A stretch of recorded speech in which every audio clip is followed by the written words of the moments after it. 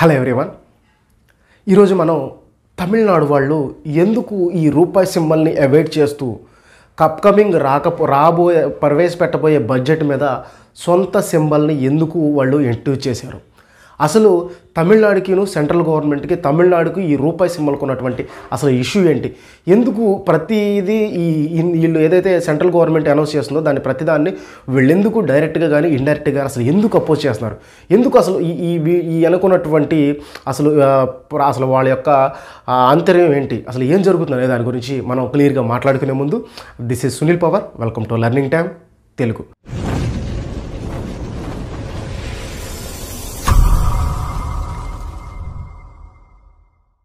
భావము అలాగే భాషాభావం అనేది తమిళనాడు వాళ్ళకి ఫస్ట్ నుంచి కూడా చాలా ఎక్కువ.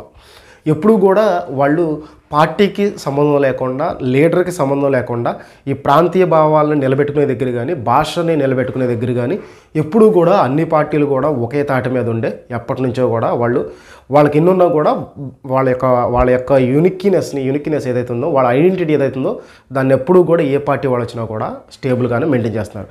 అయితే ఇప్పుడేమైందంటే ఈ హిందీ ఇంపోజిషన్ థర్డ్ లాంగ్వేజ్గా హిందీ అనేది ఖచ్చితంగా అన్ని స్టేట్లో పెట్టాలి, ఇంట్రడ్యూస్ చేయాలి అనేది ఎప్పుడైతే ఈ సెంట్రల్ గవర్నమెంట్ వాళ్ళు తీసుకొచ్చారో, సో దానిని పూర్తిగా కూడా వీళ్ళు ఎవరైతే మన తమిళియన్స్ ఉన్నారో, సో వాళ్ళు దాన్ని తమిళనాడు వాళ్ళు ఎవరైతే ఉన్నారో దీన్ని కంప్లీట్గా అపోజ్ చేయడం అయితే జరిగింది. అలాగే వాళ్ళు ఇంట్రడ్యూస్ చేసిన ప్రతి ఒక్క దాన్ని కూడా వీళ్ళు అపోజ్ చేయడమే జరుగుతుంది. అయితే ఇప్పుడు అది ఏ స్థాయికి చేరిందంటే, వాళ్ళు ఏ స్థాయికి దీన్ని తీసుకెళ్లారు అంటే ఆఖరికి రూపాయి సింబల్ని కూడా తీసేసి సొంత సింబల్ని పెట్టుకునే స్థాయికి అయితే వెళ్ళిపోవడం అయితే జరిగింది.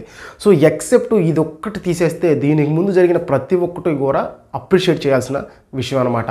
సో ఏదైతే డిఎంకే చీఫ్ మినిస్టర్ ఎవరైతే ఉన్నారో, సో ఆయన్ని డెఫినెట్గా చీఫ్ మినిస్టర్ కానీ, వాళ్ళ యొక్క సపోర్టర్స్ కానీ, తమిళియన్స్ కానీ వాళ్ళందరికీ కూడా మనం అప్రిషియేట్ చేయాలి. ప్రతి ఒక్కటి కూడా వాళ్ళు చాలా స్టేబుల్గా అపోజ్ చేస్తూనే వచ్చారు. అయితే ఇప్పుడు ఏమైందంటే అసలు ఈ రూపాయి సింబల్ అనేది సొంతంగా ఒక స్టేట్ మార్చుకోవచ్చా, సో మార్చుకునే అథారిటీ వాళ్ళకు ఉందా, అంటే మార్చుకునే వాళ్ళకి ఆ రైట్ ఉందా అనేది దాని గురించి మనం మాట్లాడుకోవాలి. అసలు మనకి ఈ రూపాయి సింబల్ని 2010లో ఇంట్రడ్యూస్ చేయడం జరిగింది. 2010 జూలై 15వ తారీఖున ఈ రూపాయి సింబల్ని సో పార్లమెంట్లో క్యాబినెట్లో సో అందరూ కూడా ఆమోదం పొంది సో దాన్ని అప్రూవ్ చేయడం అయితే జరిగింది. ఎప్పుడు 2010 జూలై 15వ తారీఖు. అయితే అసలు ఇక్కడ ట్విస్ట్ ఏంటంటే ఏ స్టేట్ అయితే ఈ రూపాయి సింబల్ని తీసేసిందో సో అదే స్టేట్కి సంబంధించినటువంటి ఉదయ్ కుమార్ అనే పర్సనే మనకి ఈ రూపాయి సింబల్ని అయితే తయారు చేయడం జరిగింది. సో అప్పుడు ఉన్నటువంటి గవర్నమెంట్ 2019 అంటే కాంగ్రెస్ ప్రభుత్వం ఏమైనా చేసిందంటే, సో ఎవరైతే ప్రాపరు అంటే ఒక ఇన్ఫర్మేషన్ ఇస్తూ, ఒక వాల్యూ అంటే దానికి తగ్గ ఐడెంటిటీ ఇస్తూ, అలాగే దాని గురించి ఒక వివరణ ఇస్తూ ప్రత్యేకంగా మనకి ఒక సింబల్ కావాలి అని చెప్పేసి ఒక మీనింగ్ ఉన్నటువంటి సింబల్ కావాలి, సో దాన్ని ఎవరైతే బెస్ట్ ఇవ్వండి అని చెప్పేసి, అలాగే 5 లక్షలు ప్రైజ్ మనీ కూడా ఇస్తూ అప్పుడు 2010లో ఉన్నటువంటి గవర్నమెంట్ ఇవ్వడం జరిగింది. సో దానికి గాను ఈ ఉదయ్ కుమార్ అనే అతను ఇచ్చినటువంటి సింబల్ అనేది ఫైనల్ అయితే అయిందనమాట. అసలు ఈ సింబల్ ఎందుకు ఫైనల్ అయిందంటే దానిలో ఉన్నటువంటి ఆర్ అనే సింబలు దేవనగిరి లిపికి సంబంధించినటువంటి, అంటే మన పురాతనటువంటి లిపికి సంబంధించినటువంటిది అవ్వటం, అలాగే ఈ రూపీ అనే సింబల్లో మనకి క్యాపిటల్ ఆర్ అనేది రావటం, అంటే రూపీని రిప్రజెంట్ చేస్తూ రావటం, అలాగే ఈక్వల్ అనేది ఏంటంటే మనకి ఎకనామికల్గా ఈక్వలైజేషన్ గురించి, అంటే ఎప్పుడూ కూడా ఎకనామికల్ బ్యాలెన్స్ని రిప్రజెంట్ చేస్తూ ఈక్వల్ అనే సింబల్, ఇలా ప్రాపర్ మీనింగ్ ఉండటం వల్ల అప్పుడు దీన్ని అయితే యాక్సెప్ట్ చేయడమే జరిగింది. అసలు ఈ ఉదయ్ కుమార్ ఎవరంటే డైరెక్ట్గా ఇప్పుడు ఎవరైతే అపోజ్ చేస్తున్న డిఎంకే పార్టీ ఉందో ఈ డిఎంకే పార్టీలో ఎమ్మెల్యేగా ఉన్నటువంటి వాళ్ళ యొక్క కొడుకు, డైరెక్ట్గా డిఎంకే పార్టీలో ఉన్నటువంటి ఎమ్మెల్యే యొక్క కొడుకు డిజైన్ చేసినటువంటి సింబల్ని సో అదే డిఎంకే పార్టీ ప్రజెంట్ అపోజ్ చేస్తుంది అనమాట, అపోజ్ చేసే పరిస్థితి. సో అసలు ఈయన ఎవరంటే ధర్మలింగం అనే ఎమ్మెల్యే గారి కొడుకే ఈ ఉదయ్ కుమార్.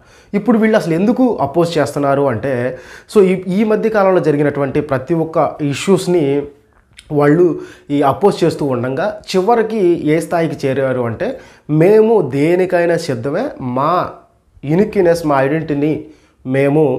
ఐడెంటిటీని కోల్పోవడానికి రెడీగా లేము, మా ఐడెంటిటీ కోసం మేము ఏదైనా చేయడానికి రెడీ అనే దాన్ని వీళ్ళు ఎక్స్పోజ్ చేయడానికి ఇదైతే చేశారు. అసలు దీని బ్యాక్గ్రౌండ్ కనుక చూసుకుంటే మనకి ఈ పార్లమెంట్ ఏం చెబుతుందంటే ఆర్బీఐ ఏం చెబుతుందంటే ఆర్బీఐ యాక్ట్ కూడా క్లియర్ కట్గా ఏం చేస్తుందంటే 1934 RBI act, reserve bank of India 1934 ఏం చెబుతుందంటే స్టేట్ అనేది ఏ స్టేటు కూడా ఈ సింబల్ని కానీ లేకపోతే వేరే దాన్ని కానీ సొంత నిర్ణయాలు తీసుకునే అథారిటీ అనేది లేదు. ఇది ఇండియా మొత్తం కూడా ఫాలో అవ్వాల్సినటువంటి సింబలు. ఇండియా మొత్తం కూడా ఏదైతే క్యాబినెట్ ఆమోదిస్తుందో దాన్నే ఫాలో అవ్వాలని చెప్పేసి అని RBI reserve bank of India act 1934 అయితే తెలియజేస్తుంది. క్లియర్గా ఏ స్టేటు కూడా మార్చకూడదు, మార్చే అథారిటీ అనేది లేదు. ఇది కేవలం పార్లమెంట్లో క్యాబినెట్ ద్వారానే పార్లమెంట్లో మాత్రమే ఇది చేయాలి తప్ప, అలాగే ఆర్బీఐ అప్రూవల్ ఉండాలి తప్ప ఏ స్టేటు కూడా వీటిని చేసే రైట్ లేదని క్లియర్ కట్గా ఆర్బీఐ యాక్ట్ 1934 చెప్తుంది. అలాగే ఆర్టికల్ 256 కూడా ఇండియన్ కాన్స్టిట్యూషన్ ఆర్టికల్ 256 కూడా ఏం చెబుతుందంటే ఏదైనా సరే మనం మార్పు చేయాలంటే త్రూ పార్లమెంట్ ద్వారానే రావాలి తప్ప వేరే మార్గం లేదు. ఇది ఖచ్చితంగా ఒక పార్లమెంట్ ఆమోదం పొంది పార్లమెంట్ ఆమోదం ద్వారానే దాన్ని యాక్సెప్ట్ చేయాలి. పార్లమెంట్ ఆమోదం ద్వారా మాత్రమే దీన్ని మార్చే అవకాశం ఉంది అని మనకి ఆర్టికల్ 256 కూడా చెప్తుంది. సో దీన్ని బట్టి ఏంటంటే ఒక స్టేటు రూపీ సింబల్ కానీ రూపీ నోట్ కానీ రూపీ మీద ఉన్నటువంటి సిగ్నేచర్ కానీ ఎనీథింగ్ అసలు ఏది కూడా ఒక పార్లమెంట్ ద్వారా ఆమోదించబడి వచ్చినటువంటి దేనిని కూడా ఒక స్టేట్ గవర్నమెంట్కి మార్చే ఆ రైట్ అనేది లేదు.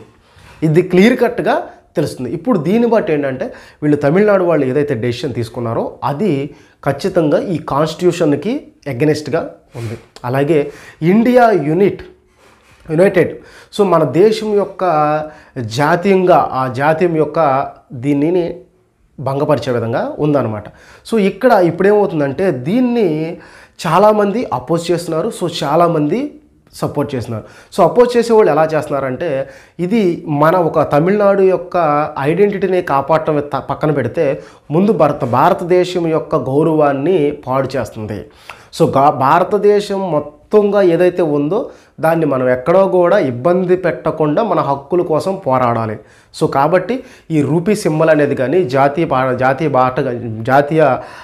గేయం కానీ జాతీయ సింబల్ కానీ ఇలాంటి ఏదైతే ఉంటుందో నేషనల్ ఎంబ్లెం కానీ ఇలాంటి ఏదైతే ఉంటుందో ఇలాంటి దేని జోలికి కూడా మనం వెళ్ళకూడదు.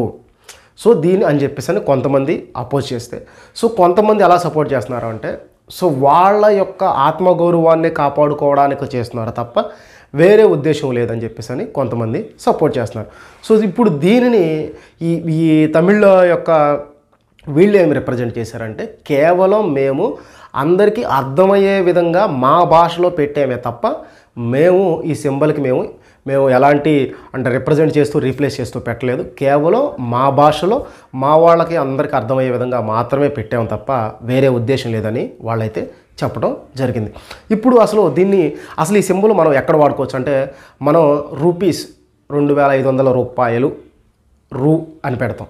సో అలాగే రూపీస్కి ఇది మనం కూడా వాడతాం. బట్ ఇది ఎంతవరకు అంటే ఒక బ్యాంకులో తీసుకెళ్ళి అమౌంట్ తీసుకునేటప్పుడు ఇచ్చేటప్పుడు సో ఎవరికన్నా అమౌంట్ని మనం రూపాయలు ఎంత ఇస్తున్నామని రాసేటప్పుడు అంటే ఒక నార్మల్ లెవెల్ వరకు మాత్రమే మనం ఈ లోకల్ లాంగ్వేజ్ని వాడుకునే రైట్ మనకుంది.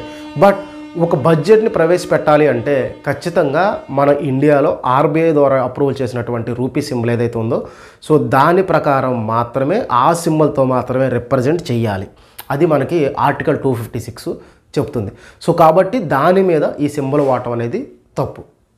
అలాగే అసలు దీనివల్ల జరిగినటువంటి నష్టం కనుక చూసుకుంటే ఇప్పటి వరకు వీళ్ళు భాష గురించి కానీ సో ప్రతి ఒక్కదాన్ని కూడా వీళ్ళు ఏం చేశారంటే అపోజ్ చేస్తూ వచ్చి సో సెంట్రల్ అంటే పైన ఉన్నటువంటి ప్రభుత్వాన్ని అసలు వీళ్ళ డిమాండ్స్ కనుక చూసుకుంటే మీరు ఏదైతే ఇప్పుడు ప్రభుత్వం ఏదైతే ఉందో ఈ ప్రభుత్వం అనేది సౌత్ స్టేట్స్ ఏవైతే ఉన్నాయో 5 స్టేట్లకి చిన్న చూపు చూస్తూ బడ్జెట్ విషయంలో కానీ ఫైనాన్షియల్గా ఏదైనా సపోర్ట్ చేసే విషయంలో కానీ డెవలప్మెంట్ విషయంలో కానీ మీరు మాకు ఎలాంటి సపోర్ట్ చేయట్లేదు. సో మాకు మీరు సపోర్ట్ చేయాలి, చిన్న చూపు చూడకూడదు, మేము కూడా మిగిలిన స్టేట్స్కి ఈక్వల్ అనే దాని గురించి జరుగుతుందన్నమాట పోరంతా. సో మా 5 స్టేట్లు కూడా ఇప్పుడు యూపీకి లేకపోతే ఎంపీకి ఎలాంటి బడ్జెట్ అయితే మీరు కేటాయిస్తున్నారో సో అలాంటి బడ్జెట్లు మాకు కూడా కేటాయించాలి అనే దాని గురించి జరిగింది. కాకపోతే ఇది ఒక తారాస్థాయికి తీసుకెళ్ళి చాలా ఎక్సలెంట్గా పర్ఫార్మెన్స్ చేసి బట్ ఇప్పుడు చేసిన బ్లండర్ మిస్టేక్ ఏంటంటే ఇది డైవర్షన్ అయిపోయింది. ఎంత పెద్ద ఎఫెక్ట్ ఉన్నది ఒక చిన్న ఆర్ సింబల్ వల్ల ఏమైందంటే డైవర్షన్ అయిపోయింది. ఇప్పుడు జనాల ఫోకస్ కానీ మీడియా ఫోకస్ కానీ అందరూ కూడా ఈ రూపాయి మ్యాక్ తీసుకెళ్ళిపోవడం వల్ల మెయిన్ టాపిక్ ఏదైతే ఉందో అది డైవర్ట్ అయిపోయింది. సో ఇక్కడ నేను డిసప్పాయింట్. నేను ఈ విషయంలో ఏదైతే వీళ్ళు స్టాలిన్ తీసుకున్నటువంటి డెసిషన్ ఉందో సో డెఫినెట్గా నాకు అది కొంచెం రాంగ్ అనిపించింది. ఎందుకంటే మెయిన్ టాపిక్ ఎప్పుడు కూడా డైవర్ట్ అవ్వకూడదు చిన్న మిస్టేక్స్ వల్ల. బట్ వీళ్ళు ఏం చెప్తున్నారంటే మేము దేనికైనా సిద్ధమై అనేదాన్ని ఎక్స్పోజ్ చేయడానికి చేశారు కానీ బట్ మెయిన్ టాపిక్ అనేది డైవర్ట్ అవుతుంది. ఇప్పుడు మనకు సౌత్ ఇండియాలో ఉన్నటువంటి 5 స్టేట్లలో బట్ తమిళనాడు అనేదాన్ని మనం డెఫినెట్గా ప్రైజ్ చేయాలి. ఎందుకంటే వాళ్ళు మాత్రమే మన సౌత్ ఇండియాని రిప్రజెంట్ చేస్తూ ద్రవిడియన్స్ అందరినీ కూడా సపోర్ట్ చేస్తూ ద్రవిడియన్స్ అందరికీ కూడా న్యాయం జరగాలనేదని ఆ ఒక్క స్టేట్ మాత్రమే సెంట్రల్ గవర్నమెంట్ని పోటీ పడుతూ అంటే సెంట్రల్ గవర్నమెంట్ని అపోజ్ చేస్తూ డిమాండ్ చేస్తుంది. సో ఆ విషయంలో అందరూ కూడా సపోర్ట్ చేయాలి. అలాగే ఈ రూపీ సింబల్ గురించి ఏదైతే ఉందో డెఫినెట్గా ఇది చేయటం తప్పు, ఇది చేయకూడదు. సో ఇది అంటే తమిళ వాళ్ళు దీని మీద ఇంత ఫోకస్డ్గా ఉండడానికి.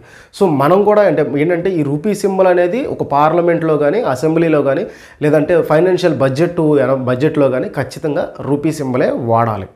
సో మన సొంత సింబల్స్ లేకపోతే వేరే సింబల్స్ అనేది వాడకూడదు అనమాట. సో ఇది డిఎంకే స్టాలిన్ గారు తీసుకున్నటువంటి స్టెప్. సో మీ ఒపీనియన్ అంటే ఇలా చేయడం తప్ప అంటే డిమాండ్ చేయడం అనేది తప్ప కాదా, ఇలా మార్చొచ్చా మార్చకూడదా అనేది మీ ఒపీనియన్ ఏదైతే ఉందో సో అది కింద కామెంట్ సెక్షన్లో అయితే తెలియచేయండి. Thank you for watching.